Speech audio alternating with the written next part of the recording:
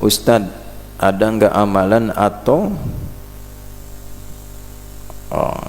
amalan kita supaya bisa ke tanah suci Mekah? Karena saya jujur rindu ingin ke sana. Ada. Satu, nabung.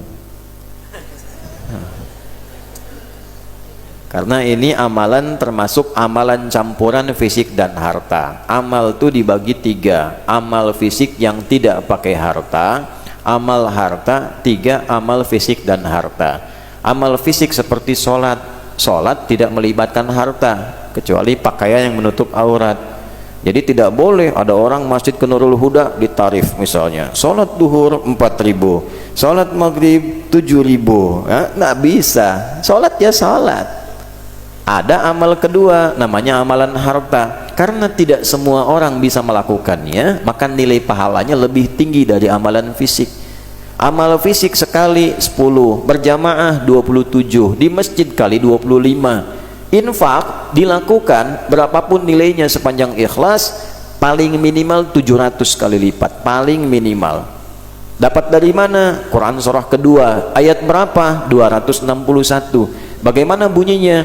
Matsalul ladzina yunfiquna amwalahum fi sabilillah kamatsali habbatin ambatat sab'a sanabil fi kulli sumbulatin mi'atu habbah wallahu yudha'ifu liman yasha' wallahu wasi'un alim. Yang terakhir kenapa saya lengkapi? Karena sering dipotong ayat ini sampai 700 saja, padahal yang motong sampai sini yang suka hitung-hitungan. Kalau dihitung 700 dapatnya segitu, yang tidak menghitung diberikan tak terhitung. Ada yang infak 1 juta, dihitung, oh 700, dikalikan langsung catat malaikat kali 700, dapat 700 juta. Ada yang infak 1000, tapi dia tak berhitung, yang penting Allah ridha, masukkan tanpa hitungan. Bisa saja Allah perintahkan kalikan 1 miliar pahala, bisa.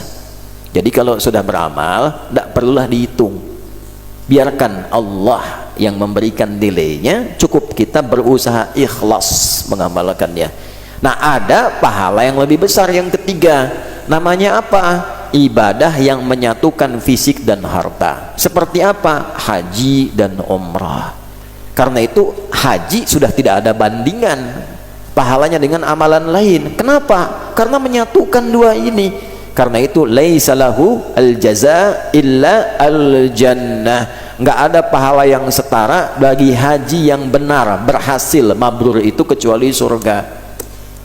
Hajinya bukan makbul, hadisnya bukan berbunyi al-hajjul makbul, bukan, al-hajjul mabrur, haji yang merubah perilaku yang menunaikannya menjadi lebih baik setelah haji dan dijaga sampai meninggal.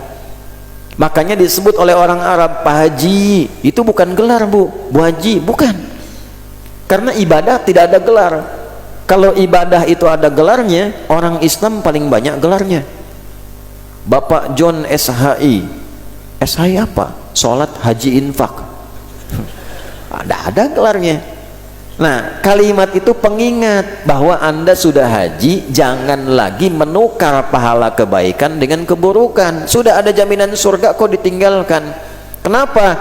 Seringkali setelah haji ke bandara, nunggu pesawat belum tiba, mulai marah. Orang Arab bilang haji, dititipkan kalimat itu di lisan mereka. Maksudnya apa?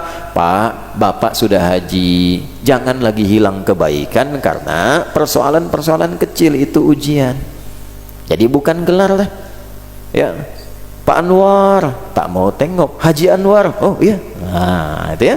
Nah, itu bukan gelar. Untuk ke situ perlu ada ikhtiar, nabung, supaya kelihatan oleh Allah, cari perhatian Allah. Ikhtiar dulu. Ikhtiar yang kedua, doa. Ikhtiar yang ketiga, bacakan ayat-ayat Quran dalam kesempatan sholat khusus seperti tahajud.